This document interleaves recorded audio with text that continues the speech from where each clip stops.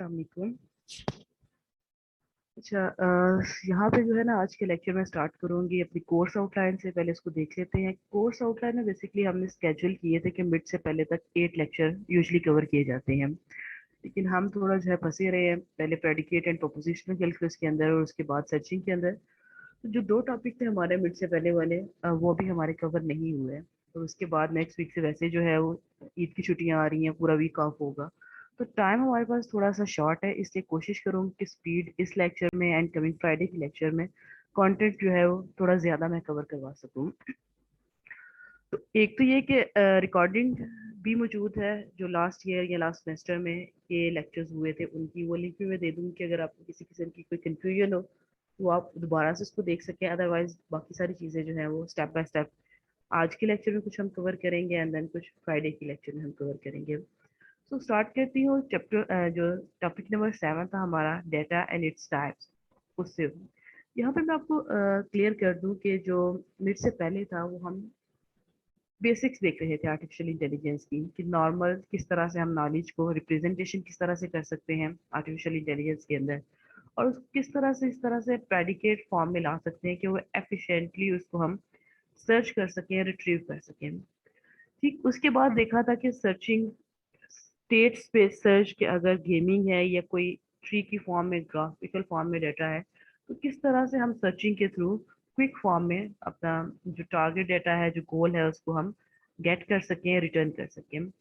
तो जो ए star search algorithm है, नॉर्मली ये जो ड्रोन्स के अंदर या जो रिमोट कंट्रोल कार्स के अंदर पाथ फाइंडिंग के लिए होता है, या ऑटोनोमस कार व्हीकल का आपने वर्ड सुना होगा, जो आर्टिफिशियल इंटेलिजेंस के एडवांस फॉर्म है, जिसमें ड्राइवरलेस कार्स बनाई जाती हैं, जैसे लाइक टेस्ला की कार्स हैं जो मैन्युफैक्चर करते हैं और इनफैक्ट मार्केट भी कर चुके हैं।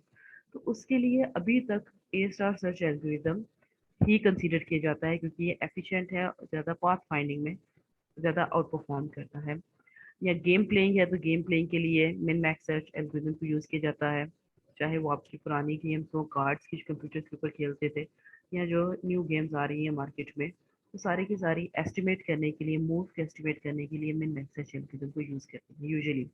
कुछ हो सकता है इसके वर्जन्स थोड़े बहुत चेंज होके आ रहे हों, अदरवाइज जो ट्रेडिशनल एल्गोरिथम्स हैं वो यही वर्क करते हैं। तो इनको हमने काफ़ी डिटेल में देख लिया मिड से पहले। अब हम थोड़ा सा अपना विजन ग्रो करते हैं, ब्रॉड करते हैं, कि अब हम बेसिक से निकल के थोड़ा एडवांस साइड पे जाते हैं, कि जस्ट लाइक प्रिडिक्टिव सिस्टम बनाने हो, जस्ट लाइक मेडिकल का प्रिडिक्शन सिस्टम हो, कि आपको सिम्टम्स बताया जाए मशीन को, मशीन आपको बता दे कि आपको स्पेसिफिक डिजीज है या नहीं है। या अगर फेस रिकग्निशन की सिंपल एग्जांपल हम लेते हैं, तो या कैट या कोई भी स्पीशी रिकग्निशन सिस्टम अगर हमने बनाना हो, इनफैक्ट जो प्लांट्स की डिजीजेज होती हैं उनके रिकग्निशन सिस्टम बनाना हो, तो उसके लिए क्या करते हैं कि हम कुछ सैंपल डाटा सेट अपनी मशीन को देते हैं, मशीन को कोई एल्गोरिथम दे दिया और वो ट्रेन करके एक आपका ऑटोनोमस सिस्टम बन जाता है।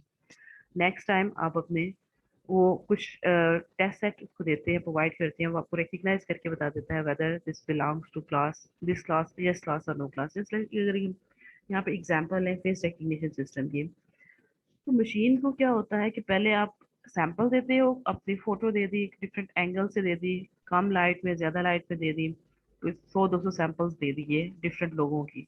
नेक्स्ट टाइम क्या होगा कि एक एल्गोरिथम साथ में उसको दे दिया मशीन को, और नेक्स्ट टाइम आप कोई भी फोटो दे दोगे किसी भी पर्सन की जिसको आप ऑलरेडी ट्रेन कर चुके हो, तो मशीन आपको रिकग्नाइज करके बता देगी कि this belongs to this person. इसकी एग्जांपल ऐसे ही है कि कुछ जो लेटेस्ट एंड्रॉयड फोन्स हैं उसमें एल्बम्स के अंदर आप देखिएगा ग्रुपिंग की हुई होती है फेसेस की बेसिस के ऊपर। ये जो एक पर्सन की डिफरेंट इमेजेस हैं उनको ग्रुप कर दिया जाता है अंडर वन कैटेगरी। यानी कि ओवरऑल आपके जो मेन एल्बम है, कैमरा का गैलरी है, उसमें जो डिफरेंट रैंडम आपके फैमिली मेंबर्स या फ्रेंड्स की फोटोज हैं, उनको ग्रुपिंग करके जो सिमिलर फेस आते हैं किसी भी फेस फोटो के अंदर, उनको अलग से ग्रुपिंग कर दिया होगा। आप जब भी मोबाइल चेक कीजिएगा ये कैटेगरी डेफिनेटली वहाँ पे मौजूद होगी।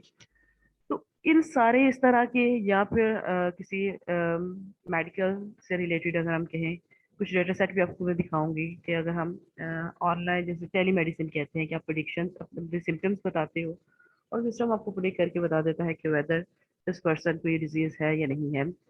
या इसके अलावा प्राइस प्रिडिक्शन सिस्टम होते हैं कि आप अपना सेल फोन सेल करना चाहो या गाड़ी परचेज करना चाहो, सेल करना चाहो, तो वेबसाइट्स के अंदर ही ये फीचर मौजूद होता है कि आप अपने सिस्टम या अपनी गाड़ी या अपने मोबाइल या अपना लैपटॉप अगर आप सेल करना चाहते हो तो आप उसके स्पेसिफिकेशंस बताते हैं और आपको एस्टिमेटेड प्राइस बता देता है कि this could be fall in this range, कि आपका लैपटॉप जो है वो 20 to 25 के तक सेल होगा या 40 के तक सेल होगा, या आपकी गाड़ी है तो वो किस रेंज में लाई करेगी। या ये स्पेसिफिकेशन के साथ अगर आपसे मोबाइल परचेज करना है तो आपको सेकेंड हैंड मोबाइल लेना है तो वो आपको कितने किस रेंज में लाई करेगा। तो इस तरह के जो सारे सिस्टम्स होते हैं ना, उसमें डाटा डाटा हम प्रोवाइड करते हैं सिस्टम को। और उसके बाद जस्ट लाइक थोड़ा सा अगर आगे हम जाएं एज पे, सुपरवाइज लर्निंग। अब ये है कि हम आर्टिफिशियल इंटेलिजेंस के अंदर हम इतनी ज़्यादा डिटेल में एल्गोरिथम्स नहीं दे सकते, लेकिन ये कि एक जो बेसिक है ना आर्टिफिशियल न्यूरल नेटवर्क का, डीप लर्निंग का आपने वर्ड सुना होगा, उसका जो बेसिक एल्गोरिथम है वो हम देखेंगे, कुछ डेटा टाइप्स उसको देंगे, नेक्स्ट क्लास में उसकी ट्रेनिंग भी कर लेंगे, तो वो प्रेडिक्ट करके बता देंगे कि कैसे हम सिस्टम्स इस तरह से ऑटोनोमस सिस्टम्स बना सकते हैं। आप लोगों को मेरी आवाज़ आ रही है? किसी किस्म की कोई कोई रिस्पॉन्स नहीं है, कोई चीख की आवाज़ भी नहीं है? मैम आ रही है। मैम ओके, ठीक है। आ रही मैम है। आ रही है। मैम आ रही है। That's good. सो डाटा और उसकी टाइप्स, आज के लेक्चर मेरा ख्याल तो ये था कि रिकॉर्डेड लेक्चर मौजूद है तो वो मैं आपको दे दूंगी, लेकिन इट्स बेटर कि हम क्लास में ही डिस्कस कर लें, एक ओवरव्यू ले लें, उसके बाद ज़्यादा डिटेल में नहीं देखेंगे लेकिन ओवरव्यू ले लेंगे। स्लाइड पे शेयर कर देती हूँ फॉर्म में। अच्छा, प्रीवियसली अगर आप डेटा की बात की जाए तो डेटा जो प्रोग्रामिंग में आप यूज़ करते रहे हो, या तो आपके लिए इंट टाइप होता था या फ्लोट टाइप होता था, या ज़्यादा से ज़्यादा करैक्टर टाइप हो गया या स्ट्रिंग टाइप हो गया, ठीक है। जो भी प्रोग्रामिंग आपने लैंग्वेजेस पढ़ी हुई है तो उसमें डेटा को डिक्लेयर इन्हीं फॉर्म्स में कर सकते थे, इंटीजर टाइप में कर सकते थे, फ्लोट टाइप में कर सकते थे, करैक्टर में कर सकते थे, या अगर मिक्स नंबर आ जाते हैं तो स्ट्रिंग टाइप में कर सकते थे। लेकिन अब आर्टिफिशियल इंटेलिजेंस में मॉडर्न प्रॉब्लम्स हैं तो मॉडर्न डेटा टाइप्स इसमें यूज होती है। तो यहाँ पे डेटा का कॉन्सेप्ट है वो लिटिल बिट डिफरेंट है। किस तरह से? ये डाटा की टाइप्स पे हम बाद में आते हैं, पहले एक एग्जांपल देख लेते हैं। यहाँ पे मेरे पास डेटा सेट्स है राइट टू लेफ्ट, लोकेशन है, फीचर्स हैं घर के, प्राइस्ड है, उसकी प्राइस है, और एज है, मंथ्स में कंस्ट्रक्टेड, कितनी देर का कंस्ट्रक्ट हुआ हुआ है। उसकी बेसिस पे प्रिडिक्ट करना है कि ये सोल्ड होगा या नहीं होगा, यानी कि एक ऑटोमेटिक प्रिडिक्शन फिनिश हो। सिस्टम है।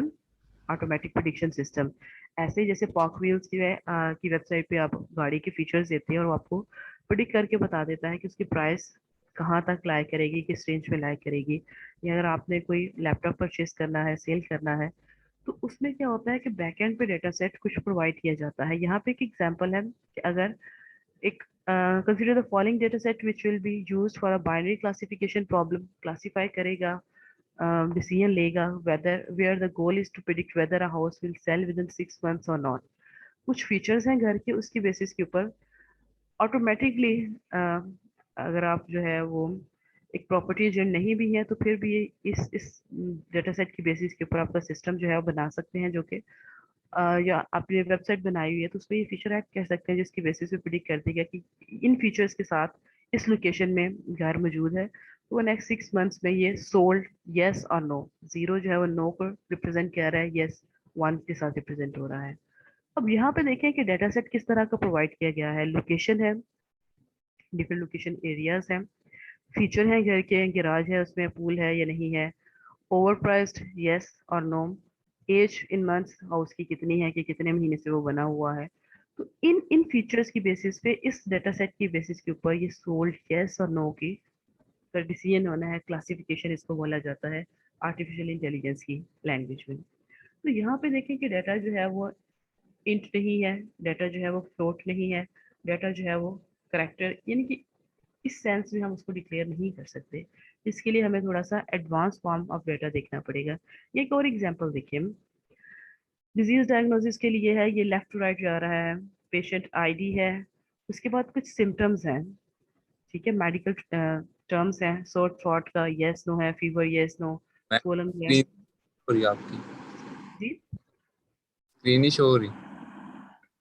ओके, हो रही है। स्लाइड्स तो नहीं ना शो हो रही, क्या देख रही मैं। अच्छा, सही है, ठीक है, चलिए जी दोबारा देख लेते हैं। ये डेटा सेट मैं आपको दिखा रही थी, राइट टू लेफ्ट है, कि लोकेशन की बेसिस पे, कुछ फीचर्स की बेसिस पे, प्राइस की बेसिस पे, एज की बेसिस पे ये किस तरह से मशीन, किस तरह से हम मॉडल बना सकते हैं कि वो हमें प्रिडिक्ट करके बताए कि वो सोल्ड होगा नेक्स्ट 6 मंथ्स में हाउस या नहीं होगा। ठीक है, सो लोकेशन का डाटा सेट देखें, ये सिंपल नेम्स हैं जगहों के।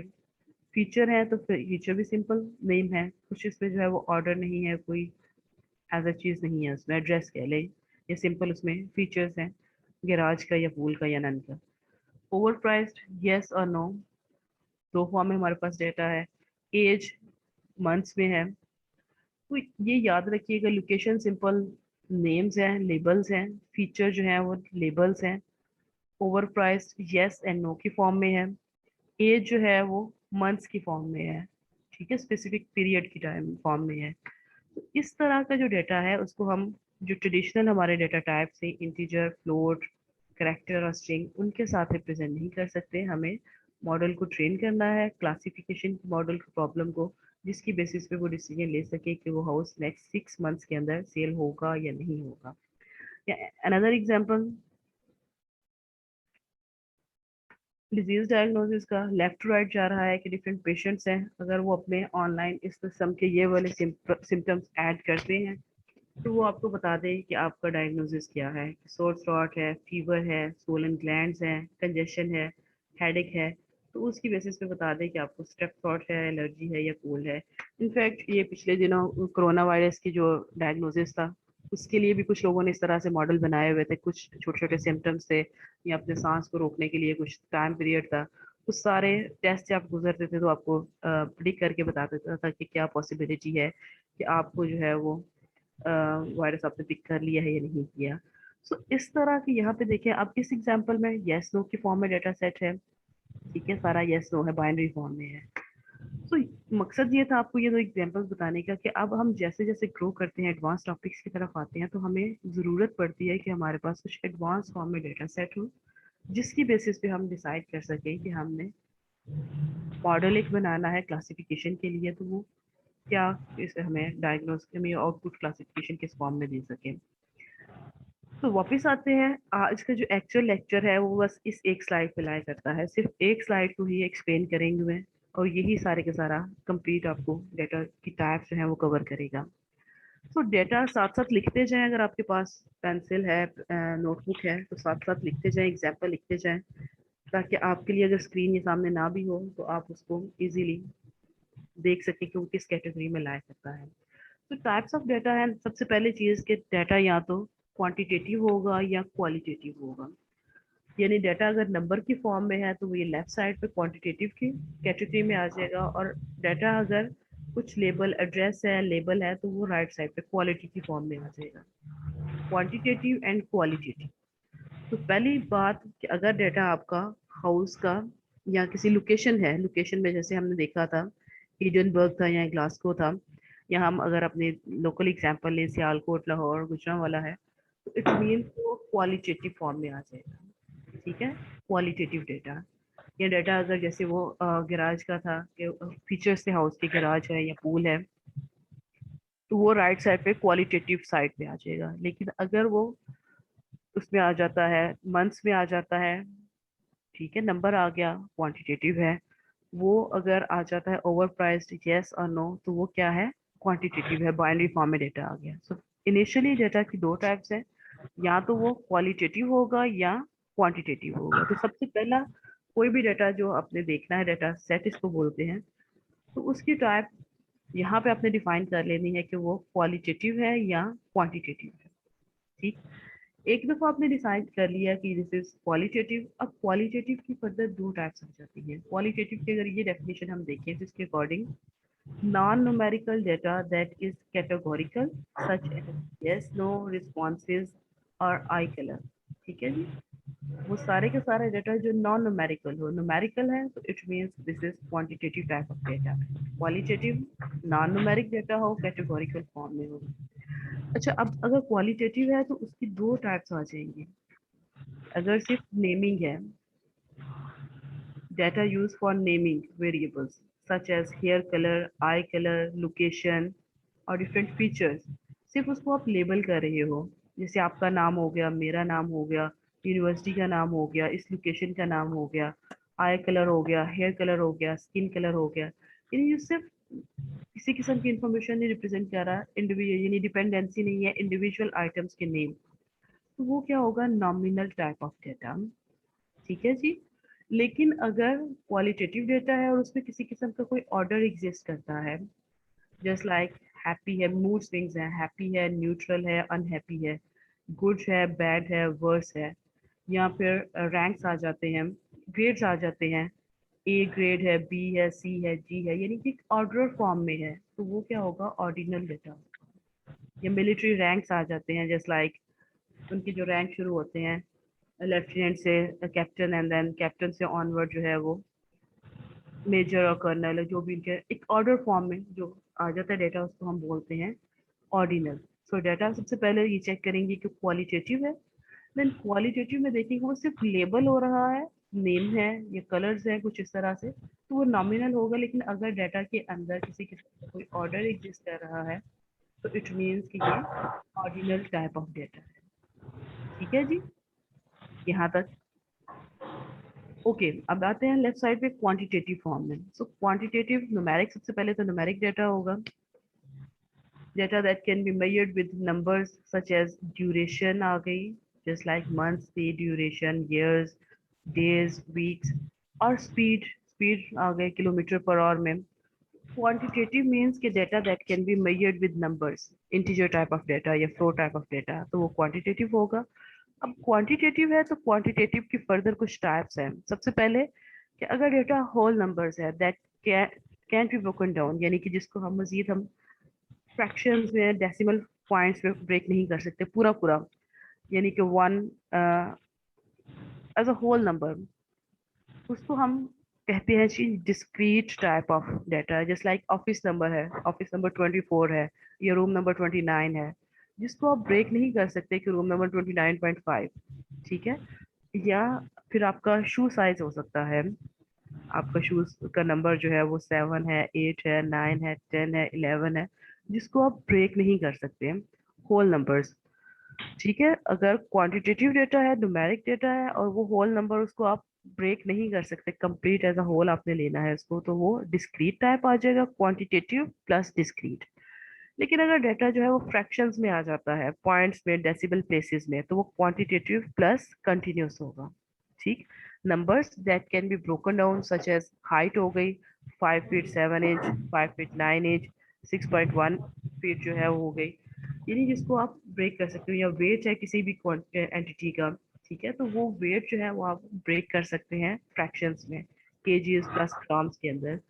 सो क्वांटिटेटिव प्लस कंटिन्यूस। अब कंटिन्यूस है तो कंटिन्यूस में फर्दर टू टाइप्स आ जाती हैं, आइदर इट्स इंटरवल और either it could be ratio form.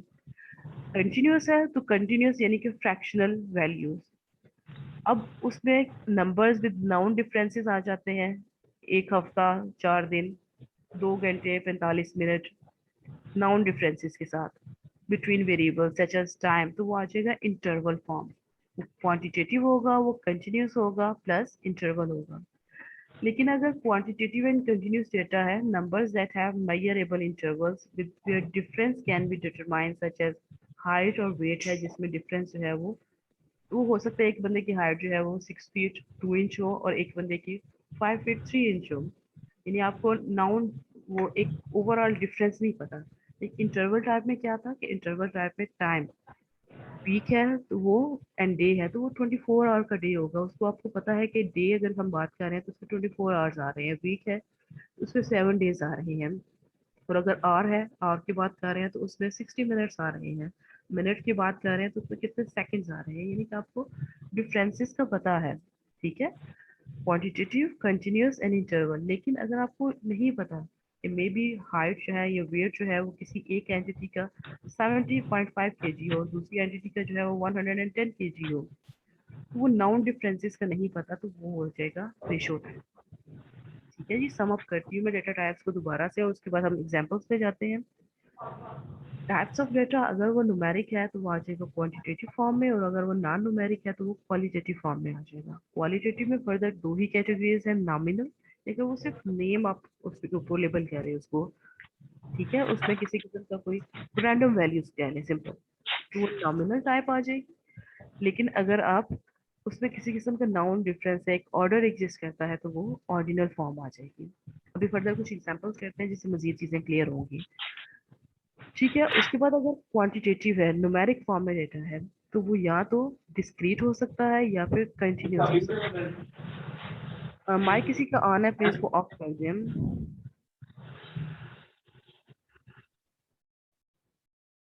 Okay, so discrete में होगा न्यूमेरिक डेटा हो लेकिन होल फॉर्म में, जिसको आप ब्रेक डाउन ना कर सकें, जिसकी एग्जांपल हमने देखी थी कि जस्ट लाइक शू साइज का। ठीक है, इसके अलावा और कौन सी एग्जांपल हमने देखी थी होल नंबर में?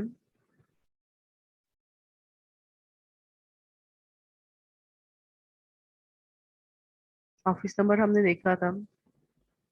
ठीक है, ऑफिस नंबर जो है उसको आप ब्रेक डाउन नहीं कर सकते होल। या फिर number of items, 1 dozen, 1 dozen apple. ठीक है, तो उसको ब्रेक डाउन ना आप कर सके, आप ये नहीं कह सकते कि आप 6.5 जो है वो 1.5 डजन तो कर सकते हैं, लेकिन पॉइंट में नहीं उसको कर सकते। ठीक है, तो आपको कंप्लीट उसमें होल नंबर एक होल फॉर्म में देना पड़ेगा। अब कंटिन्यूस में हमने देखा था कि फ्रैक्शन पॉइंट्स, जिसमें आप पॉइंट के बाद भी वैल्यू दे सको, यानी हाइट की एग्जांपल हमने ली थी या वेट की, और उसको भी फर्दर ब्रेक डाउन किया गया था इनटू 2 टाइप्स कि अगर नाउन डिफरेंसेस हैं, इंटरवल्स हैं, तो वो इंटरवल फॉर्म में आएगा, और अगर अननाउन रैंडम वैल्यूज है, आपको नहीं पता कि नेक्स्ट वैल्यू कितने डिफरेंस से आएगी, तो वो रेशियो में आ जाएगी। अब यहाँ पे कुछ शेयर करूंगी मैं आपके साथ कुछ टाइप्स, और आप मुझे बताएंगे कि ये किस कैटेगरी में लाई करेगा। कुछ और एग्जांपल्स भी स्लाइड्स में हैं जो आप देख सकते हैं। नॉमिनल है तो उसमें किसी किस्म की एग्जांपल्स आएंगी। ऑर्डिनल है, गुड, बेटर, बेस्ट, फेयर्स आगे। इंटरवल है तो इंटरवल में क्या होगा, तो आपसे कहा था कि इसको ड्रॉ कर लीजिएगा। ये जो हमने एक चार्ट देखा है, इसको ड्रॉ कर लीजिएगा टाइप्स ऑफ डेटा में, क्योंकि अभी मैं कुछ एग्जांपल्स करवाने लगी और वो मैंने आपसे पूछ ली है, तो एटलीस्ट आपके सामने ये मौजूद हो ताकि आप उसको देख के बता सके। रैंडमली मैं पूछूंगी कि ये किस टाइप में लाई करता है। सो टाइप्स ऑफ डेटा ड्रॉ करने अगर अभी भी नहीं किया, या स्क्रीनशॉट लेके अपने पास रख लें। क्वालिटेटिव और क्वांटिटेटिव। क्वालिटेटिव है तो 2 फॉर्म्स में आएगा, नॉमिनल और ऑर्डिनल। एंड अगर क्वांटिटेटिव है तो वो या तो डिस्क्रीट होगा, होल नंबर जिसको ब्रेक डाउन नहीं कर सकते, या फिर वो कंटिन्यूस होगा, फ्रैक्शन पॉइंट्स के साथ होगा। एंड अगर फ्रैक्शन पॉइंट्स है तो उसमें अगर आपको नाउन डिफरेंसेस का पता है कि कितने इंटरवल के बाद टाइम आएगा, तो वो इंटरवल टाइप आएगा। एंड अगर आपको नहीं पता कि नेक्स्ट वैल्यू कितने डिफरेंस के साथ आएगी, तो उसको हम रेशो की कैटेगरी में लेंगे। तो यहाँ पे कुछ एग्जांपल है, स्क्रीन पर आपको नजर आ रहा होगा। The first one, time in terms of AM और PM। ठीक है जी, times in term of AM और PM। इसको ध्यान से देखें, सुकून से देखें, और फिर मुझे बताएं कि ये किस कैटेगरी में लाई करेगा।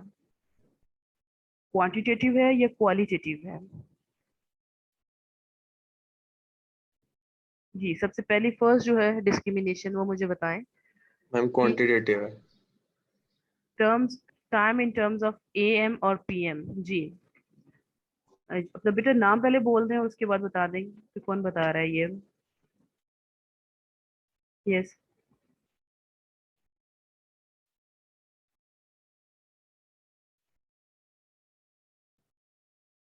ओके, साकिब अली आप बता दें मुझे।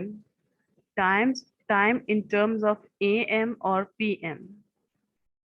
यहाँ पे टाइम नहीं बताया गया कि क्या टाइम है, सिर्फ AM और PM। Ma'am I think qualitative जी, क्वालिटेटिव है मैम ये। Anyone else? मैम क्वांटिटेटिव है। क्वांटिटेटिव, अच्छा बेटा यहाँ पे देखो, आपको टाइम नहीं बताया गया कि 5:10 या 10:29। यहाँ पे सिर्फ दो चीजें AM और PM लिखा गया है। आपको क्वांटिटी नहीं बताई गई कि टाइम की क्वांटिटी कितनी है। ठीक है, बट मैम ये कैलकुलेट तो नंबर्स में ही होगा ना फिर भी। भाई नंबर होते तो कैलकुलेट होता है ना, नंबर तो अभी दिया ही नहीं है आपको, क्वालिटेटिव है। सिर्फ AM दिया है और PM दिया है। ठीक है, तो अभी टाइम अगर यहाँ पे मैं लिखती के 9 AM और 10 PM, तो फिर आप उसको क्वांटिटी में लेके जाते हैं। अभी सिर्फ AM और PM है, ठीक है, जैसे सिर्फ लेबल लगाया गया है, ये मॉर्निंग का है या आफ्टरनून का है, स्टार्ट ऑफ द डे है या एंड ऑफ सेकेंड हाफ का है। टाइम नहीं है यहाँ पे, क्वांटिटी नहीं है, so this is qualitative.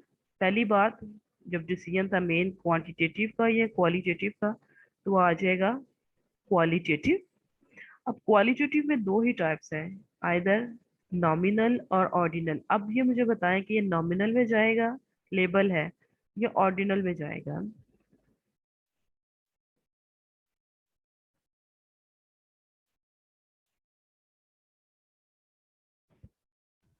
Ma'am nominal में जाएगा। नॉमिनल में जाएगा, सिंपल लेबल इसको किया है, ठीक है। तो फर्स्ट जो time in terms of AM और PM है, तो ये क्वालिटेटिव एंड नॉमिनल, सिर्फ लेबल लगाया गया है कि ये मॉर्निंग फर्स्ट हाफ का है या आफ्टरनून का है। अच्छा, उसके बाद सिंपल एक एग्जांपल पे आते हैं, ई पे देखें, ई को देखें। बाकी हम बाद में देखेंगे जो कंफ्यूजिंग है। ई एग्जांपल को देखें, bronze, silver and gold medal as awarded at the Olympics, ordinal ma'am. ठीक है। क्वालिटेटिव है मैम। फर्स्ट क्वालिटेटिव है मैम। फर्स्ट डिसीजन क्या है, Qualitative. This is qualitative. Qualitative, ठीक है। और उसके बाद ऑर्डिनल। ऑर्डिनल है। ऑर्डिनल, दैट्स गुड, ठीक है जी। तो सिंपल है तो मैम ये इसको। डिस्क्रीट क्यों लिखा हुआ है?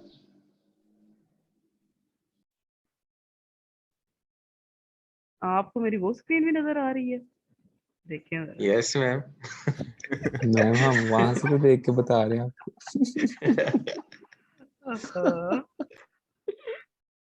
वो तो मेरी चीट शीट थी, चले अब नहीं आएगी नजर, इसीलिए खुद इतना में जो है वो पूछना। एग्जैक्ट, इसीलिए एग्जैक्ट आंसर दे रहे हो।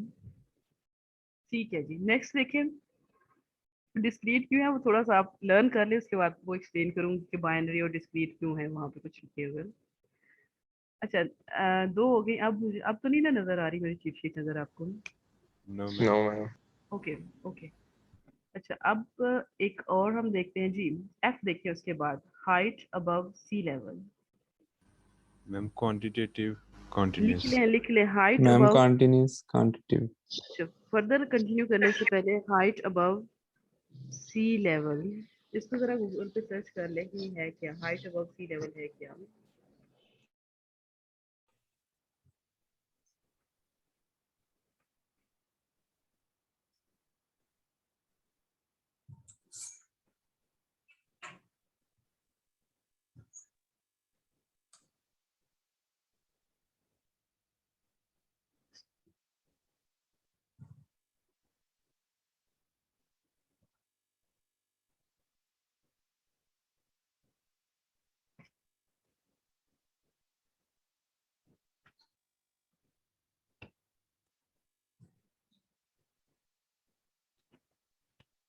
अच्छा, किसी भी पॉइंट से हाइट हम मेजर करते हैं सी लेवल की, कि कितनी उस पॉइंट की हाइट कितनी है। एक सिंपल हिली एरिया है, कोई हिल है या माउंटेन है, तो उसका कितना जो है वो हाइट कितनी हो गई है। नॉर्मल ग्राउंड है, जैसे सरफेस एरिया यहाँ का है, लोकल एरिया है, तो वो हाइट अबव सी लेवल कितनी होगी। अगर आप height above sea level K2 की देखें, माउंटेन की देखें, या आप अपने सिटी की देखें, तो वो आपको एक स्पेसिफिक नंबर देगा।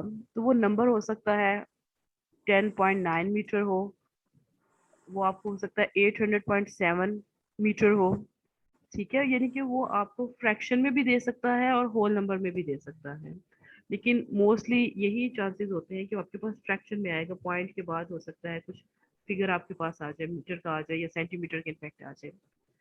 तो हाइट अबव सी लेवल अगर हम किसी स्पेसिफिक माउंटेन की देख लें या किसी रीजन की देख लें, यहाँ पर मैं आपको एग्जांपल दे देती हूँ। हम K2 की देख लेते हैं, height above sea level K2 की। आप खुद भी इसको जो है वो चेक कर सकते हैं। तो ये ऑलमोस्ट आता है 8,611 मीटर, ठीक है। अगर ये 8,611 मीटर है, अब मुझे बताएं कि ये किस कैटेगरी में लाई करेगा। नंबर 1, क्वांटिटेटिव और क्वालिटेटिव? Quantitative, quantitative ma'am. ठीक है जी, क्वांटिटेटिव। और फिर उसके बाद कॉन्टिन्यूस, continuous, रेशियो उसके बाद। फिर रेशो। ठीक है, हाइट है, हाइट हमें पता है कि वो कंटिन्यूस होगी, कंटिन्यूस है, और उसके बाद आपको नाउन डिफरेंस का इंटरवल का नहीं पता, तो इट मींस कि ये रेशियो में ratio, जाएगी। ठीक है, तो complete height above sea level, जो मैंने एक स्पेसिफिक नंबर आपको दिया है 8611 मीटर K2 की हाइट, तो ये सबसे पहले क्वालिटेटिव और क्वांटिटेटिव के टेस्ट को पास करके क्वांटिटेटिव में जाएगी। उसके बाद देखेंगे हम इसको कि हाइट जो है वो मे बी फ्यूचर में कंटिन्यूस वैल्यू भी आ सकती है, तो ये कंटिन्यूस में जाएगा, और कंटिन्यूस में हमें नाउन डिफरेंस का नहीं पता, वो मे बी रेशो होगी। उसके बाद अब मेरे वाले सीक्वेंस से हम ऊपर वापस चलते हैं अपने सेकंड एग्जांपल की तरफ। Brightness as measured by a light meter, brightness का लेवल मेजर किया जाए। वैसे अगर हम ब्राइटनेस मेजर करें पीपल्स जजमेंट से, जिस लाइक इन एग्जांपल नंबर 3 है, तो वो ब्राइटनेस देख के बता सकते हैं कि जो ब्राइटनेस ज़्यादा है या ब्राइटनेस कम है। एग्जैक्ट उसका कोई फिगर नहीं बता सकते कि क्या उसका जो उसकी क्वांटिटी है वो कितनी है। तो ब्राइटनेस, सबसे पहले तो इसको अंडरस्टैंड करते हैं। Brightness as measured by light meter,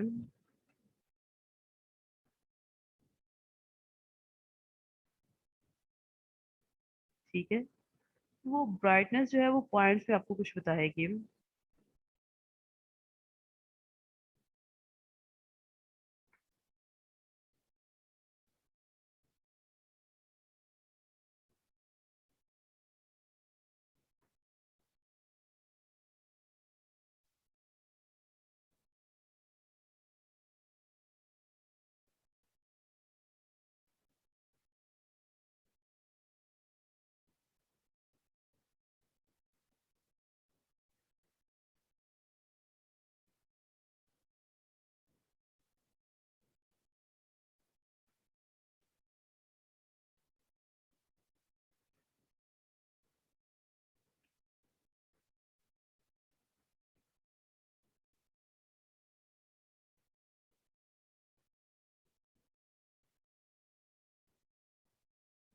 ठीक है जी, इल्यूमिनस इसका यूनिट है, तो वो आपको इल्यूमिनस की फॉर्म में बताएगी कि ब्राइटनेस कितनी ज़्यादा है, ये कितनी कम है, स्पेसिफिक इसका एक वैल्यू आपको बताएगी।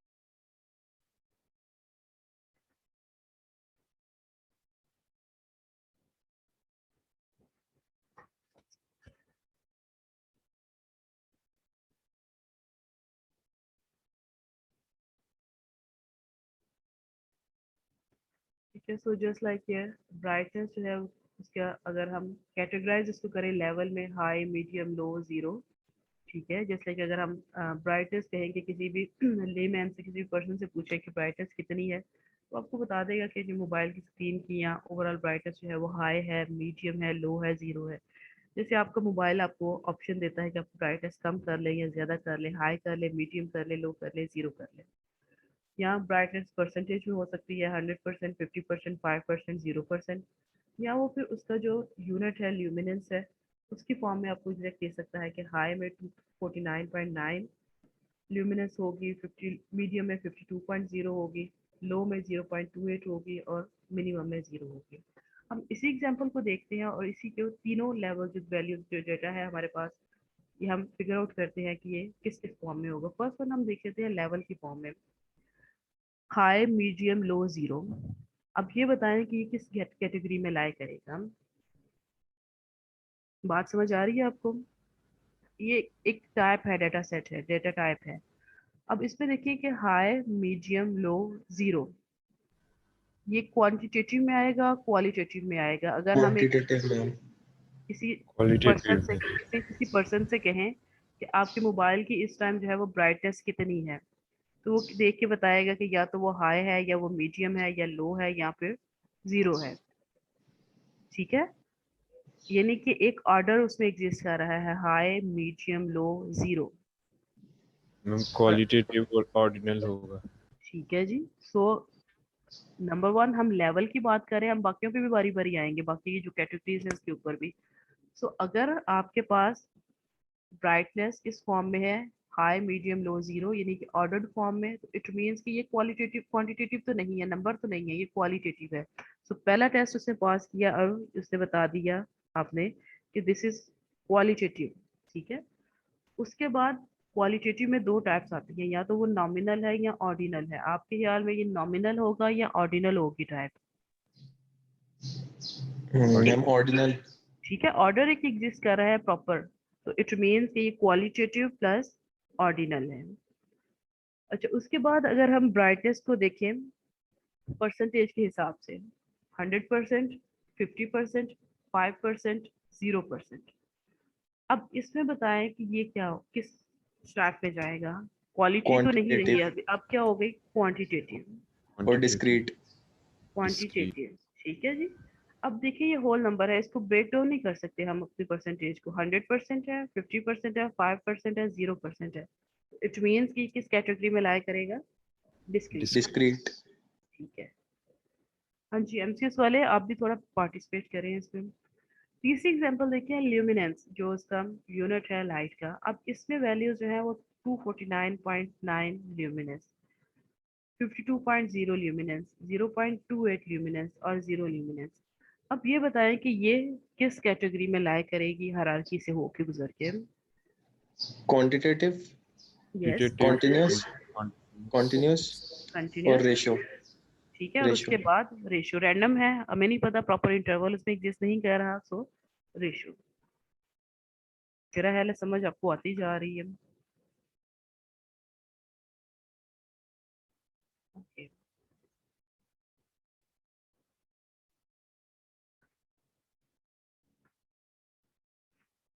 चलिए जी, दो हो गई हमारी इकट्ठी।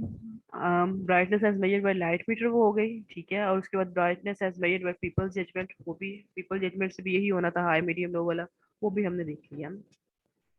नेक्स्ट एग्जांपल है angles as measured in degrees between 0 degree and 360 degree। इसको जरा सोचें और फिर मुझे बताएं कि एंगल्स जो हम मेजर करते हैं बिटवीन 0 to 360 डिग्री, वो किस कैटेगरी में लाए करेंगे।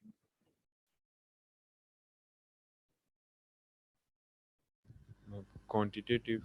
क्वांटिटेटिव, ठीक है, एंड देन और कंटिन्यूअस कंटिन्यूअस में कंटिन्यूअस में मेरा ख्याल है हम नहीं करेंगे, यूजुअली होल नंबर ही उसका कंसीडर किया जाता है, एंगल का फ्रैक्शन में डिस्क्रीट होगा। बहुत rare.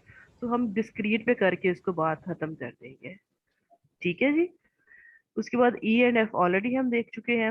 Number of patients in a hospital, quantitative और डिस्क्रीट। जी बाकी लोग भी सोच लें। Number of patients in a hospital,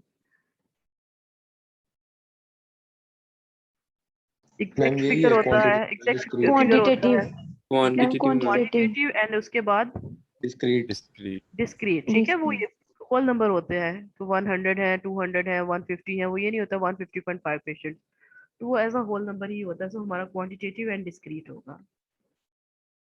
okay, so rest जो है वो मैं आपको एज असाइनमेंट देती हूँ, एज अ होमवर्क देती हूँ, आप खुद ही देख लीजिएगा, क्योंकि अभी हम अपना एक और हमारा लेक्चर रहता है, उसको हमने कंप्लीट करना है आज की क्लास में। ठीक है, बाकी ये कर लें, इंशाल्लाह आपसे मैं पूछूंगी क्विज के अंदर, देख एक्सक्यूज लीजिएगा। मी मैम, दीजिए, मैम वाइवा नहीं होना जो रिमेनिंग स्टूडेंट्स रहते हैं? बिल्कुल होना है, क्यों नहीं होना। वाइवा के लिए मैं अपनी क्लास तो नहीं ना खराब कर सकती, ये लेक्चर कर लें। लेक्चर के बाद आज 2 दिन है हमारे पास, वेंसडे एंड फ्राइडे। आज हम कर लेंगे जो सीएस के स्टूडेंट्स हैं 10 हैं उनका कर लूंगी मैं, और फ्राइडे को 16 स्टूडेंट्स हैं एमसीएस के, उनका कर लेंगे। ठीक है, ओके मैम। रोजा आपका भी है, मेरा भी है, तो फिर ऐसे ही कर लेते हैं कि ब्रेक डाउन कर लेते हैं। 26 स्टूडेंट्स का वाइवा रहता है, क्लास खत्म होती है ना जैसे ही 11:30 पे, बाकी लोग लीव कर जाएंगे, जो सीएस के 10 स्टूडेंट्स रह गए हैं वो वाइवा दे लेंगे, एंड फ्राइडे की क्लास के बाद जो है एमसीएस के स्टूडेंट जो 16 रह गए हैं वो दे देंगे वाइवा। ठीक है जी, ये आपका फर्दर टास्क है, इसको देख लीजिएगा। एक और रिकॉर्डेड लेक्चर भी मौजूद है सेम उसी चैनल के ऊपर, जो मेरा चैनल है ना, उसको लाइक सब्सक्राइब करें और वहाँ पे देख लीजिएगा अगर किसी किस्म का कोई इशू हुआ तो। अदरवाइज आज की रिकॉर्डिंग भी आपके साथ में शेयर कर दूंगी। ठीक है, अब वापस आते हैं अपने कोर्स आउटलाइन के ऊपर। कोर्स आउटलाइन में जो टॉपिक नंबर 7 था हमारा, वो भी हमने आज कवर कर लिया। उसके बाद है 8, मिड से पहले का लास्ट लेक्चर था जो हम नहीं कर सके, supervised learning. Artificial neural network हमने करना है, उसका बेसिक आइडिया लेना है, एंड देन परसेप्ट्रॉन एल्गोरिथम करना है इसको कवर। उसको देख लेते हैं कि आर्टिफिशियल न्यूरल नेटवर्क होता क्या है, या परसेप्ट्रॉन एल्गोरिथम जो है वो किस तरह से वर्क करता है। लेकिन उसको मूव करने से पहले एक और यहाँ पे स्लाइड थी।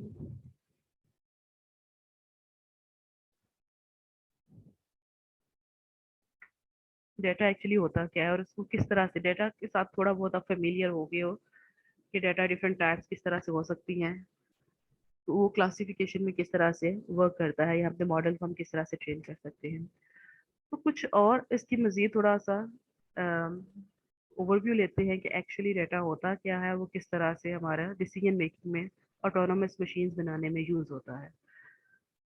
कोर्सेरा पे ये एंड्रियो एनजी की तो कोर्स है डीप लर्निंग का, उसी की स्लाइड्स हैं, स्क्रीनशॉट्स लेके मैं आपके साथ शेयर कर रही हूँ। डाटा क्या है और वो डिसीजन मेकिंग में किस तरह से यूज़ होता है। अब यहाँ पे देखिए कि एग्जांपल है, टेबल ऑफ डाटा सेट है डाटा का, जिसमें size of house square feet में दिया गया है और उसकी बेसिस पे आपने प्राइस प्रिडिक्ट करनी हो। ठीक है, अगर आपने अपनी वेबसाइट को प्रिडिक्शन सिस्टम बना रहे हैं कि वो आपको बता दे कि अगर किसी किस्म की स्पेसिफिकेशन आप देते हो, साइज ऑफ हाउस देते हो, विद उसके कुछ फीचर्स देते हैं, तो आपको प्रिडिक्शन करके बता दे कि उसकी प्राइस कितनी होगी।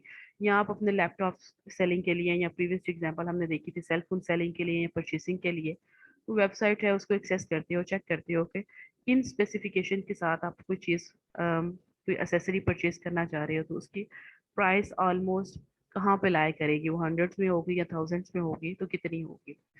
तो इसी तरह से अगर आप एक हाउस की एग्जांपल है कि उसकी प्राइस प्रिडिक्शन करने चाह रहे हो, तो साइज ऑफ हाउस की बेसिस के ऊपर प्रिडिक्ट किया जा सकता है कि अगर फीट में इतना साइज है तो उसकी प्राइस कितनी होगी। तो अब डाटा जो होता है, अब ये बताए मुझे कि ये कहाँ किस कैटेगरी में लाया करेगा। Size of house in square feet 523 है, 645, 708, 1034, मैम 2000 क्वांटिटेटिव क्वांटिटेटिव, और उसके बाद डिस्क्रीट डिस्क्रीट पे। ठीक है जी, तो size of house in square feet है, इसकी बेसिस के ऊपर डिसीजन लेना कि ये प्राइस कितनी, किस कैटेगरी में कितनी प्राइस में आएगा, थाउजेंड्स ऑफ डॉलर में। तो क्लासिफिकेशन में हमेशा एक इनपुट होता है एक, और एरो जो है कुछ मॉडल, वो इनपुट उस मॉडल को दिया जाता है और वो प्रेडिक्ट करके बता देता है कि बी वैल्यू क्या होगी। अब जैसे हमने हमारी जो आउटलाइन है उसमें मेंशन है कि हमने आर्टिफिशियल न्यूरल नेटवर्क को देखना है, तो उसमें है कि डाटा सेट कोई भी जो भी हम अपने मॉडल को बनाने के लिए देंगे, वो इनपुट ए होगा, वो एक वैल्यू भी हो सकती है, वो मोर देन वन वैल्यूज भी हो सकती हैं। उसको किसी एल्गोरिदम को देंगे, इन दिस केस हम आर्टिफिशियल न्यूरल नेटवर्क को, परसेप्ट्रॉन एल्गोरिदम को वो इनपुट देंगे, और हमें वो प्रिडिक्शन करके बता देगा कि वो बी उसका आउटपुट क्या होगा। या मे बी कि अब ए जो है वो इनपुट वैल्यूज आपकी साइज ऑफ हाउस के अलावा नंबर ऑफ बेडरूम्स भी आ रहे हो, उसमें दो वैल्यूज के ऊपर डिपेंड कर रहा हो, दो इनपुट वैल्यूज आप दे, और उसकी बेसिस पे आप अपने मॉडल को जो भी एल्गोरिदम है वो दे, इनपुट वैल्यूज दें, तो आपको आउटपुट बता दे कि वो क्या उसकी प्राइस होगी। ठीक है जी, तो यहाँ इसके अलावा जो है हो सकता है कि मे बी आप प्राइस उसको इनपुट दें एज अ ए, और आपको आउटपुट में बता दें कि size of house square feet में क्या हो सकता है इस प्राइस के हाउस में, और नंबर ऑफ बेडरूम कितने हो सकते हैं। तो ये टू वे आप दे सकते हैं डेटा मॉडल को, आपको ए इंटू बी के फॉर्म में आउटपुट दे सकता है। या अगर हम हाउस की बजाय अगर लेबल करवाना चाह रहे हो इमेज, कि आपको इमेज दें और वो आपको प्रेडिक्ट करके बता दें कि आइदर ये पर्सन है या नहीं है। जिस लाइक अटेंडेंस मशीन में क्या है कि आप इमेजेस देते हो, आगे उनका लेबल होता है कि ये मिस हिना क्या इमेज है, ये मिस ज़ारा का, ये मिस अमना का है। तो नेक्स्ट टाइम जब आप फेस उस मशीन के सामने करते हैं, तो वो आपको लेबल आउटपुट दे देता है कि ये किस पर्सन से बिलोंग करता है। या अगर आप एनिमल्स की हमने देखा था स्पीशी की रिकग्निशन के लिए बनाना चाह रहे हो, या फिर आप प्लांट्स की डिजीजेस के लिए कि कोई आप पत्ते की इमेज आप सामने करो उस मशीन के कैमरे के, तो आपको बता दें कि इसको स्पेसिफिक ये डिजीज है या नहीं है। और ये रियल टाइम में बहुत यूज़ होता है, टोमेटो के लिए काफ़ी ज़्यादा आपके डिपार्टमेंट में भी टर्म प्रोजेक्ट्स भी होते हैं, फाइनल ईयर प्रोजेक्ट्स भी, या आप किसी भी प्लांट को देख के या वीट को सामने करके बता सकते हैं, लेबल आउटपुट बता सकते हैं कि ये कौन सी वीट है या कौन सी डिजीज है। तो उसके लिए क्या होता है कि जो डेटा सेट देते हैं वो नॉमिनल, क्वांटिटेटिव या क्वालिटेटिव की बजाय वो इमेज की फॉर्म में डेटा दिया जाता है, और उसके बाद आगे लेबल बता दिया जाता है कि अगर ये इमेज आया तो दिस इज अ कैट, और अगर ये आया तो this is not a cat. सिर्फ कैट के लिए अगर आप कर रहे हैं तो कैट की सारी फोटोज को वो लेबल लगा देगा कि this is cat. Other than that कोई और इनपुट ए होगा तो इमेज होगा तो वो सिंपली उसको कैटेगराइज कर देगा नॉट कैट। यानी कि इस फॉर्म में डाटा सिर्फ दो ही क्लासेस में कैटेगराइज हो रहा है, यस कैट और नो कैट। कोई और तीसरी क्लास इसमें ऐड नहीं हो रही। तो मजीद उसको इन्हांस करें तो आप मजीद लेबल उसमें मजीद क्लासेस ऐड करते जाते हो। तो in this form A, input A and output जो है वो आपको इमेज दोगे और आउटपुट आपको लेबल बता देगा कैट यस और कैट नो की फॉर्म में। तो अटेंडेंस मशीन या फेस रिकग्निशन आप अपने मोबाइल के लिए बनाना चाह रहे हो, तो अगर अपने मोबाइल के लिए बना रहे हो तो फिर आपके ही फेस को वो यस करेगा या नो होगा। तो आपकी भी उस मोबाइल की फेस रिकग्निशन सिस्टम का जो आउटपुट है वो यस होगा या नो होगा। लेकिन अगर आप अटेंडेंस मशीन बनाना चाह रहे हो 500 एम्प्लॉयज का, तो उसकी क्लासेस कितनी होंगी, कितने लेबल्स होंगे? वो 500 लेबल्स होंगे, क्योंकि उन्होंने उस मशीन ने उन 500 में से कैटेगराइज करना है कि जो आप इनपुट इमेज दे रहे हो वो किस एम्प्लॉय का है। ठीक। अब डेटा एक्वायर कैसे करते हैं? डेटा एक्वायर करने का सिंपल तरीका ऐसा है कि या तो मैनुअली आप इमेजेस लो और उसको लेबल कर दो। ठीक है, जैसे कैट के फोटोज ले लो और वो बता दो लेबल कैट है, और इसके अलावा कुछ और रैंडम ले लो और बता दो कि this is not a cat. या फिर ये होता है कि ऑनलाइन जिस तरह से आप शॉपिंग करते हो ऑनलाइन, तो उसमें जो आईपी एड्रेसेस होते हैं, टाइम है, प्राइस है, जो परचेस आप कर रहे हो, जो आप देख रहे हो या जो परचेस कर रहे हो, उन सारा ट्रांजैक्शंस की आईडी को, कुछ डाटा को सेव किया जाता है। तो बिग डाटा जो है, बिग डाटा साइंस, उसमें एक्चुअली यही होता है कि जो पर्सन की जो ऑनलाइन शॉपिंग या उनके जो ऑनलाइन सर्चिंग होती है, सर्च हिस्ट्री होती है, जो रिकॉर्ड की गई होती है हर हर एक आईपी एड्रेस के अगेंस्ट, किस स्पेसिफिक टाइम पे किस पर्सन ने किस चीज़ को देखा, व्यू किया, उसकी प्राइस चेक की, और उसके बाद उससे परचेस उसको किया या नहीं किया, या स्पेसिफिक वेबसाइट को ओपन किया या ना किया। तो इस सारे ट्रांजेक्शन को सेव करके डेटा सेट बनाया जाता है। और उसमें देखिए कि परचेस के हिसाब से है तो फिर दो ही क्लासेस बनेंगी कि परचेस यस और परचेस नो। लेकिन अगर आपने ओवरऑल हिस्ट्री की बेसिस के ऊपर, जैसे आप लोग अपने फेसबुक या इंस्टाग्राम खोलते हो तो आपको सजेशंस मिलती है फ्रेंड्स की, ठीक है, या कोई प्रोडक्ट आपने सर्च देखी हो तो उसकी तरह की एड्स आपके सामने आती हैं यूट्यूब पे, या नेटफ्लिक्स पे आपने कोई मूवी देखी हो तो वैसे ही सजेशंस आपके सामने आती हैं कि आपका इंटरेस्ट जो है वो इस तरह की मूवीज में है, तो वैसे ही फर्दर और मूवीज आपको जो है वो सामने स्क्रीन पे शो करवाते हैं। तो वो सारे का सारा जो बिहेवियर होता है वो रिकॉर्ड किया जाता है आपके आईपी के अगेंस्ट, जिस आईपी से आप वो मशीन यूज कर रहे हो और उस पर सर्चिंग कर रहे हो। तो डेटा जो है वो या तो मैनुअली गेट किया जा सकता है, खुद से बनाया जा सकता है। अगर आपने डिजीज का करना है, प्लांट्स डिजीज का या फेस रिकग्निशन का करना है तो मैनुअली कर ले, या फिर जो है वो बने बनाए डाटा सेट्स मौजूद होते हैं उनको, जिस तरह से ये ऑब्जर्विंग बिहेवियर्स का है किसी वेबसाइट के ऊपर, स्पेसिफिक आईडी से किसी एक वेबसाइट के ऊपर कि कौन कौन से आइटम्स उस स्पेसिफिक आईडी ने देखे, सर्च किए, उसको परचेज किया या नहीं किया, इस तरह से डाटा रिकॉर्ड होता है। या फिर जो है वो मशीन है, मशीन मैन्युफैक्चरिंग मशीन है जिसका बॉयलर की वैल्यूज़ हैं कि वो फ्यूचर में फॉल्ट करेगा या नहीं करेगा, तो उसकी मशीन की रिकॉर्डिंग्स हैं कि मशीन नंबर, उसका टेम्परेचर करंट कितना है, प्रेशर कितना है, तो वो फ्यूचर में, नियर फ्यूचर में फॉल्ट करेगा या नहीं करेगा कमिंग 2 और 3 डेज में या नहीं। तो यहाँ पे जो इनपुट वैल्यूज़ हैं वो मशीन का आईडी नंबर, उसका टेम्परेचर, उसका प्रेशर है, और आउटपुट में वो क्या बताएगा कि मशीन फॉल्ट करेगी या नहीं करेगी इन कमिंग 1 वीक और नो।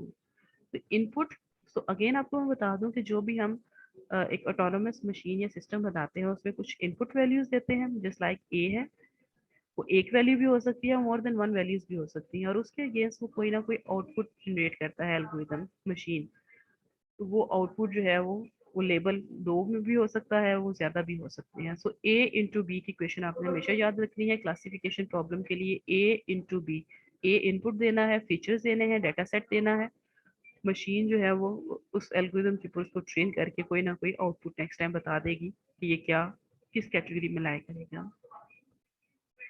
ठीक है, डेटा खुद से भी बनाया जा सकता है। डेटा बने बनाए जो है वो millions, 100 of millions data set जो है वो आर्काइव्स बनी हुई है, वहाँ पे मौजूद है। सिंपली जो मशीन लैंग्वेज का एक्सपर्ट होता है या आर्टिफिशियल इंटेलिजेंस एक्सपर्ट होता है, वहां से डाटा सेट डाउनलोड करता है और अपनी मशीन को ट्रेन करवा लेता है।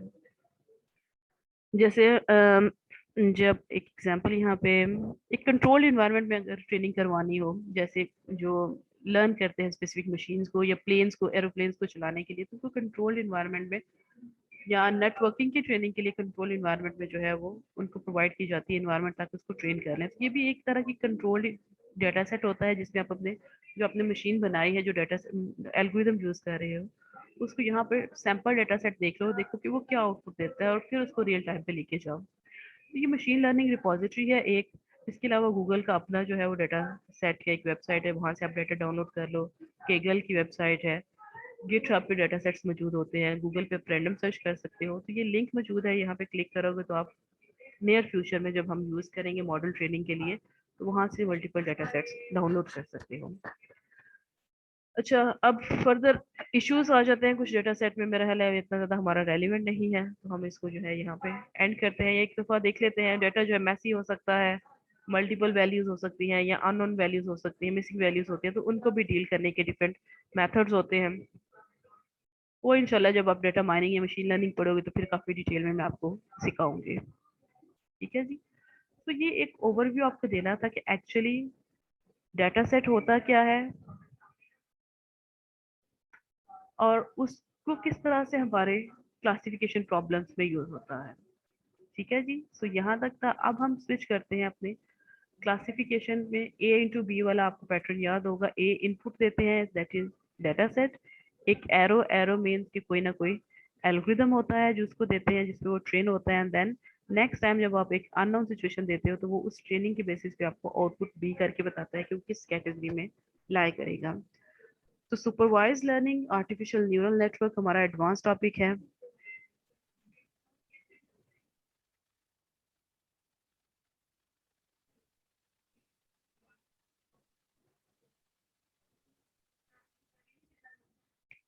जी, आर्टिफिशियल न्यूरल नेटवर्क ये सेम उसी पैटर्न पे वर्क करता है जिस पैटर्न पे ह्यूमन ब्रेन वर्क करता है। ठीक है जी। बायोलॉजिकल न्यूरॉन, द ब्रेन में be thought of as a complex computer.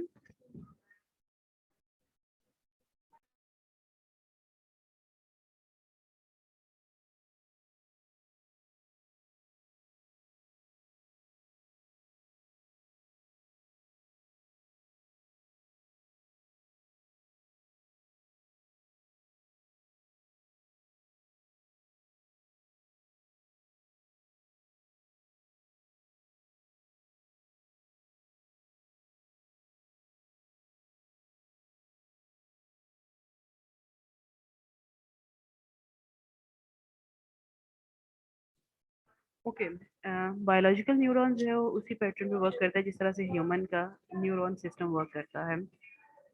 So the brain may be thought of as a complex computer. It has the following amazing characteristics: the ability to perform complex tasks just like pattern recognition, perception, किसी भी चीज़ के बारे में perception, अच्छी बुरी, motor control, अपने nerves के ऊपर control, यानी कि brain ये सारे के सारे tasks perform करता है, and much faster than any computer, even though events occur in the milliseconds for neural systems. So brain has the ability to solve several problems simultaneously using distributed parts of the brain. अब brain की ability ये है कि वो multiple काम एक time पे कर सकता है। Complex tasks just like pattern recognition, कि एक तरह की चीज़ देखी, next time उसी तरह की कोई और different color में different form में चीज़ देखी, तो उसको recognize कर सकता है। यानी आपके ही किसी बहन भाई को देखा तो वो आप बता सकता है कि ये person जो है वो किसका भाई है या किसकी बहन है, क्योंकि फीचर की बेसिस के ऊपर पैटर्न रिकॉग्नाइज करना। परसेप्शन, किसी भी चीज़ के बारे में परसेप्शन कि ये अच्छी चीज़ है या बुरी चीज़ हो सकती है। एंड मोटर कंट्रोल, अपने नर्व्स के ऊपर कंट्रोल।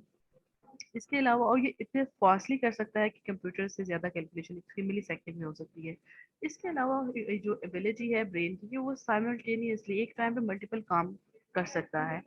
यानी कि जिस तरह से आप लेक्चर भी सुन रहे होगे, मे बी आप नोट भी कर रहे हो, इसके अलावा आप मोबाइल भी यूज़ कर रहे हो, इसके अलावा को दो चार काम जो है वो और सेम टाइम पे कर रहे हो। ये ब्रेन की एबिलिटी है कि वो ये सारे कॉम्प्लेक्स टास्क को परफॉर्म कर सकता है और मल्टीपल टास्क जो है वो साइमल्टेनियसली परफॉर्म कर सकता है। इसी एबिलिटी को अगर हम उसका एक एल्गोरिदम बना लें, आर्टिफिशियल न्यूरल नेटवर्क वो किस तरह से रियल टाइम में किस तरह से वर्क करता है न्यूरल सिस्टम न्यूरॉन्स, उसको हम आर्टिफिशियली डेवलप कर लें तो उसका नाम जो है वो फाइंड किया गया था आर्टिफिशियल न्यूरल नेटवर्क का। मजीद देखते हैं कि उसमें क्या क्या इंग्रेडिएंट हो सकते हैं। अब जो बायोलॉजिकल न्यूरॉन है, ह्यूमन न्यूरॉन है, उसमें एबिलिटी होती है लर्न करने की, मेमोराइज करने की और उसके बाद जनरलाइज करने की। क्योंकि एक पैटर्न लर्न किया, मेमोराइज किया और उसके बाद जो है वो सिमिलर उसी तरह के कुछ पैटर्न आ गए। एक पर्सन है, उसको सिंपल उसकी जवानी की फोटो देखी तो उसके बाद जब उसको ओल्ड एज में या विद बियर्ड देखे या विद कैप तो उसको जनरलाइज कर सके कि ये बंदा वही था या ये मेरा क्लासमेट था या कोई फ्रेंड था। तो ब्रेन जो है वो लर्न कर सकता है, मेमोराइज कर सकता है और जनरलाइज कर सकता है। तो ब्रेन इज फॉल्ट टॉलरेंट किस तरह से हो सकता है? It is able to recognize many input signals that are somewhat different from any signals we have seen before. अब ब्रेन जो है वो रिकग्नाइज कर सकता है इनपुट सिग्नल्स को, जो पहले उसने नहीं भी शक्लें देखी हुई उनको भी देख के प्रोसेस कर सकता है, या काफ़ी चेंज हो गए हुए हैं फेस तो उनको भी प्रोसेस कर सकता है। ये जो फेस रिकग्निशन सिस्टम है उनको डॉज करना आसान नहीं होता। मूवीज में भी शायद आपने देखा हो कि वो फिंगरप्रिंट वाला जो है या रेटिना वाला है तो उसको किस तरह से जो करते हैं, या फेस का है तो वो किस तरह से करते हैं। अगर बियर्ड के साथ आ जाते हैं तो फिर भी वो उसको रिकग्नाइज कर लेता है कि दिस पर्सन जो है वो किस लेवल के साथ ऑलरेडी रजिस्टर्ड है इसमें। सो फॉल्ट टॉलरेंट होता है ह्यूमन का ब्रेन के वो डिफरेंट इनपुट सिग्नल जो कि उसकी लर्निंग से डिफरेंट थे उसके बावजूद उनको जनरलाइज कर सकता है, रिकग्नाइज कर सकता है। नंबर 2 इसकी एबिलिटी ये है कि it is able to tolerate damages to the neural system itself. Neurons अगर खत्म भी हो जाएं, आपको यहाँ पे इंफॉर्मेशन में शेयर कर दूं कि ह्यूमन के जो न्यूरॉन्स होते हैं अगर एक दफ़ा डाई आउट हो जाए, एक दफ़ा खत्म हो जाए तो दोबारा फिर से जनरेट नहीं होते हैं। अगर आपने बायो एफएससी की हुई है या मैट्रिक में पढ़ा हुआ है तो मे बी इस चीज़ से फेमिलियर हूँ कि एक दफ़ा अगर न्यूरॉन्स खत्म हो जाएं, डाई आउट हो जाएं तो दोबारा से रिप्रोड्यूस नहीं होते। ये बचपन से ह्यूमन की जो चाइल्डहुड है वहाँ से आहिस्ता आहिस्ता बनने शुरू होते हैं। यही वजह है कि जैसे जैसे एक टोडलर ग्रो करता जाता है उसकी लर्निंग, उसकी मेमोराइजेशन वो ज़्यादा होती जाती है। जैसे जैसे वो ग्रो करता जाता है उसकी लर्निंग स्किल्स ज़्यादा होती जाती हैं।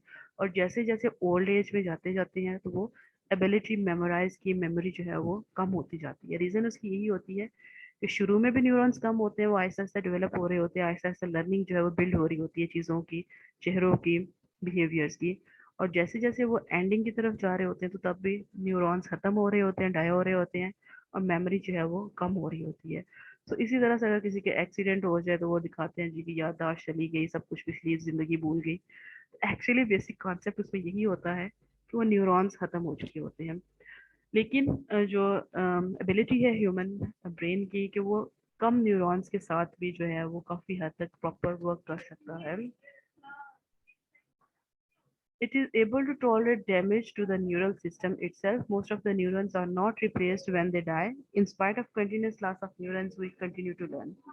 ठीक है, जैसे जैसे हम ग्रो करते जाते हैं कुछ न्यूरॉन्स हमारे खत्म भी होते जाते हैं लेकिन इसके बावजूद हम ग्रो करते रहते हैं, हम मजीद चीज़ें लर्न करते रहते हैं।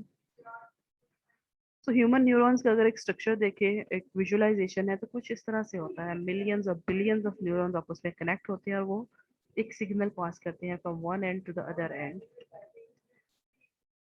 So basic building block of biological neural systems are nerve cells होते हैं, referred to as neurons इनको बोला जाता है। About 100 billion neurons human brain के अंदर मौजूद होते हैं। एक जो न्यूरॉन है उसका न्यूरन नर्व सेल है उसका स्ट्रक्चर कुछ इस तरह से होता है। 100 बिलियन न्यूरॉन्स ह्यूमन ब्रेन में होते हैं। तो उसको खुद से ही कैलकुलेट कर लें कि 1 बिलियन में कितने मिलियन होते हैं और 1 मिलियन में कितने 100,000 होते हैं। तो 100 billion neurons normal human brain के अंदर होते हैं जो कि सिग्नल को ट्रांसमिट करते हैं, चीज़ों को मेमोराइज करते हैं और आपकी जो याददाश्त है, मेमोरी है, सारी इन्हीं के अंदर स्टोर होती है। अच्छा, अब होता क्या है, इसका स्ट्रक्चर क्या है? स्ट्रक्चर में एक सेल बॉडी होती है सेंटर में, कुछ उसके एजेस होते हैं, डेंड्राइट्स इनको बोला जाता है, साइनाप्सिस होते हैं जिसमें इंफॉर्मेशन या नॉलेज जो है वो सेव रहता है। उसके बाद एक्सन होता है जो कि नेक्स्ट न्यूरॉन के साथ कनेक्टेड होता है। मज़ीद देखते हैं इसका एक clear pictorial view. The neurons are arranged in approximately 1000 main modules, each having about 500 neural networks. ठीक है, नेटवर्क्स के अंदर मेन मॉड्यूल्स के अंदर सारे के सारे जो न्यूरॉन्स हैं वो कनेक्टेड होते हैं एक दूसरे के साथ।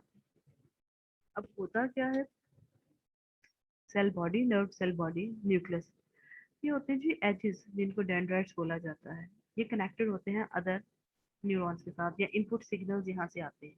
तो सारे सिग्नल्स, इनपुट सिग्नल्स आके कनेक्ट होते हैं, सम अप होते हैं न्यूक्लियस के अंदर। न्यूक्लियस चेक करता है कि उसको सर्टेन थ्रेशोल्ड से ज्यादा वैल्यू है तो उसको आगे ट्रांसमिट कर दिया जाए, और अगर नहीं है तो यहीं पे उसको खत्म कर दिया जाए। एग्जांपल मैं यहाँ पे दूंगी हॉम हॉट या वार्म की। अगर कोई कप है, अगर वो वार्म है, इनपुट डेंड्राइट्स, इनपुट सिग्नल जो है वो सेल बॉडी में आए सारे के सारे, अगर एक थ्रेश होल्ड है वार्मनेस का, उस थ्रेश होल्ड से कम है, वो इतनी चीज गर्म नहीं है, वो सिग्नल आगे पास नहीं होगा, यहीं पे खत्म हो जाएगा। लेकिन अगर वो हॉट है, किसी गर्म चीज को, बहुत गर्म चीज को, या तो वो बहुत गर्म है जो आपके लिए बेरेबल नहीं है, तो फिर क्या होगा कि इनपुट सिग्नल इम्पल्सिस जो डेंड्राइट्स के थ्रू आई, न्यूक्लियस में सम अप हुई, तो वो थ्रेश होल्ड से बहुत ज्यादा वैल्यू थी, यानी कि वो इतना हॉट था जो कि टॉलरेट नहीं था, आप कर सकते, टॉलरेटेबल नहीं था। वो सिग्नल फिर आगे पास होता है टू द नेक्स्ट न्यूरॉन जो आपस में कनेक्टेड होते हैं, और ये कंप्लीट प्रोसेस जो है वो वहां तक जाता है जहाँ पे डिसीजन मेकिंग होती है कि आइदर उसने वो हाथ पीछे करना है या नहीं करना है। आपको बात समझ आ रही है? यस मैम, 10th क्लास में ये पढ़ा था। किसी और को भी समझ आ रही है या बस एक को ही आई है? मैम आ रही है। मैम आई है। ठीक है। तो ये बायोलॉजिकल स्ट्रक्चर होता है ह्यूमन के, जिसमें नर्व सेल का, जिसमें डेंड्राइट्स के थ्रू इनपुट सिग्नल जाता है और वो सेंटर में सम अप होता है। अगर सिग्नल इतना स्ट्रांग है तो वो ट्रांसमिट हो जाता है आगे की तरफ टू द नेक्स्ट न्यूरॉन की तरफ। और ये जो हमने ये देखा था, तो ये एक से दूसरे, दूसरे से तीसरे 100 बिलियन, हमने शुरू में बात की थी कि वो न्यूरॉन्स आपस में कनेक्टेड होते हैं, नर्व सेल्स, वो आपस में ट्रांसमिट होते हैं, वहां से ब्रेन से डिसीजन लेके वापस उस ऑर्गन की तरफ जाते हैं कि जो कि उस गर्म सरफेस को जिसने टच किया होता है कि ये हाथ आपने हटाना है या आप टॉलरेट कर सकते हैं, इतना ज़्यादा गर्म नहीं है। ठीक, तो ये जो एग्जांपल है इनपुट सिग्नल्स की, वो सम अप होते हैं in the body of the nucleus, body of the cell nucleus के अंदर, और उसके बाद अगर वो इतना ज़्यादा स्ट्रॉन्ग है तो वो आगे ट्रिगर हो जाएगा एक्सन की तरफ, लर्निंग उसकी साइनेप्स के अंदर स्टोर रहेगी, और उसके बाद वो आगे ट्रांसमिट हो जाएगा टू द नेक्स्ट न्यूरॉन की तरफ। और अगर वो वीकर है तो यहीं पे डाई आउट हो जाएगा, वो आगे ट्रिगर नहीं होगा नेक्स्ट न्यूरॉन की तरफ। और इस सारे प्रोसेस से जो उसने लर्न किया वो इस साइनेप्स के अंदर उसकी लर्निंग मेमोरी बन के सेव हो जाएगी। नेक्स्ट टाइम अगर चाय का कप है उसको आराम से पकड़ लेगा कि मुझे पता है, पहले भी मैंने इसको पकड़ा था कुछ दिन पहले, तो वो इतना ज़्यादा हॉट नहीं होता, वो वार्म होता है, टॉलरेट होता है। लेकिन अगर उबलते हुए पानी की देगची है तो उसको मैंने हाथ नहीं लगाना, ये आपकी मेमोरी में साइनेप्स के अंदर पहले से सेव था, तो मुझे पता है एक दफ़ा पहले मैंने लगाया था तो मेरा हाथ जल गया था। तो ये न्यूक्लियस इनपुट सिग्नल्स, ठीक है, input signal from the outside surface से, उसके बाद वो सेल बॉडी में सम अप होते हैं, और सम अप होने के बाद उसको मैच किया जाता है थ्रेशोल्ड के थ्रू। अगर वो वैल्यू इतनी स्ट्रांग है, वो ओवरऑल उस थ्रेशोल्ड से ज़्यादा है, तो वो आगे ट्रिगर हो जाएगी टूवर्ड्स द नेक्स्ट न्यूरॉन की तरफ, और उसकी जो मेमोरी है, जो उसका आउटपुट है, वो सेव हो जाएगा नर्व साइनेप्स के अंदर। और अदरवाइज अगर वो लो है, उस थ्रेशोल्ड के अंदर वैल्यू से कम है, तो वो फिर आगे ट्रिगर नहीं होगा।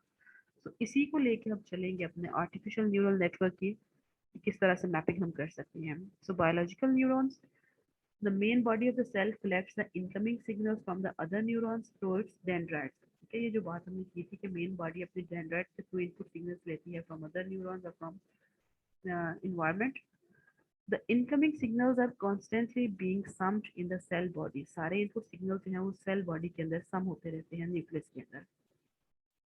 If the result of the summation crosses a certain threshold, अगर summation का जो sum हुआ है सारे इनपुट, उनको सम करने के बाद उनका जो आउटपुट है वो एक सर्टेन थ्रेशोल्ड से क्रॉस करता है, the cell body emits a signal of its own called firing of the neurons. Cell body जो है वो एक सिग्नल या फायरिंग करती है न्यूरॉन को टुवर्ड्स द नेक्स्ट न्यूरॉन की तरफ। The signal passes through the neurons axon from where the dendrites of other neurons pick it up. Signal जो है वो अगर स्ट्रॉन्ग है तो वो नेक्स्ट न्यूरॉन जो कनेक्टेड होते हैं यहाँ से, वो उनको उनकी डेंड्राइट्स के थ्रू नेक्स्ट न्यूरॉन में चला जाता है। इसी तरह से फर्दर आगे कंटिन्यूसली ब्रेन सेल्स तक जाता है, जहाँ से ब्रेन से डिसीजन लेके वापस आता है उस ऑर्गन की तरफ, उस हैंड की तरफ, उस फिंगर की तरफ, क्या आपने फर्दर इसको पीछे करना है या आगे करना है. So there are 1000 to 10,000 dendrites in each neuron. अब ये देखें कि एक ह्यूमन ब्रेन के अंदर 100 बिलियन न्यूरॉन्स होते हैं और हर एक न्यूरॉन के अंदर 1000 से लेकर 10,000 डेंड्राइट्स होती हैं. And there is only one axon और एक axon होता है. So the connection between dendrites and axon is electrochemical and it is called synapse. इनके दरमियान जो connection होता है electrochemical एक थिक सा मैटर होता है जिसको synapse कहते हैं और इसकी एक्चुअल जो लर्निंग है वो इसी के अंदर सेव होती है. The synapse modify, enhance or inhibit the signal while passing it on to dendrites. तो जो लर्निंग था जो उस वैल्यू की आउटपुट थी वो इस synapse के अंदर सेव होती है और वो ये वर्क हेल्प करती है उस न्यूरॉन को जब आगे उसने पास होना है टुवर्ड्स द नेक्स्ट न्यूरॉन की तरफ कि वो उस इनपुट वैल्यू को बूस्ट भी कर सकती है और उसको कम भी कर सकती है. साइनैप्स के अंदर जो मेमोरी है वो ये भी बता सकती है कि ये बहुत ज़्यादा हॉट है चीज़ या बहुत नॉर्मल सी है, यानी कि वो उस सिग्नल को जो इनपुट सिग्नल आ रहा होता है जो कि नेक्स्ट न्यूरॉन के साथ की तरफ जाना होता है उसके डेंड्राइट्स के थ्रू जो कि कनेक्टेड होती है यहाँ पे, तो उसको इस सिग्नल को या तो बहुत ज़्यादा वो बूस्ट भी कर सकता है या उसको कम भी कर सकता है, लो डाउन भी कर सकता है, enhance कर सकता है या inhibit कर सकता है while passing it on to dendrites of another neuron. So मेरा ख्याल है ये the human learning is stored in these synapses and the connection of neurons with other neurons. So human की जो learning होती है actually उस synapse के अंदर save होती है और जो connection होता है वही synapse जो है वो connect होता है towards other neuron की dendrites के साथ और वो किसी भी signal को boost भी कर सकती है, enhance भी कर सकती है और inhibit भी कर सकती है. If stimulus at a dendrite causes the neuron to fire, then the connection between that dendrite and axon is strengthened. अगर वो stimulus जो टच आपने किया था वो उस इतना strong है कि वो next neuron की तरफ pass हो जाए, then the connection between that dendrite and axon is strengthened. Otherwise वो weak हो जाता है over time और आप कहते हैं कि जी ये decision जो है वो लेना ज़रूरी नहीं है, ये bearable है जिसको हम बर्दाश्त कर सकते हैं. आर्टिफिशियल न्यूरल मॉडल किस तरह से कर सकते हैं आप वो चीज़ें याद रखिएगा जो हमने ह्यूमन बायोलॉजिकल न्यूरॉन में देखा था. अब उसमें क्या था, इनपुट वैल्यूज आती हैं कहीं से,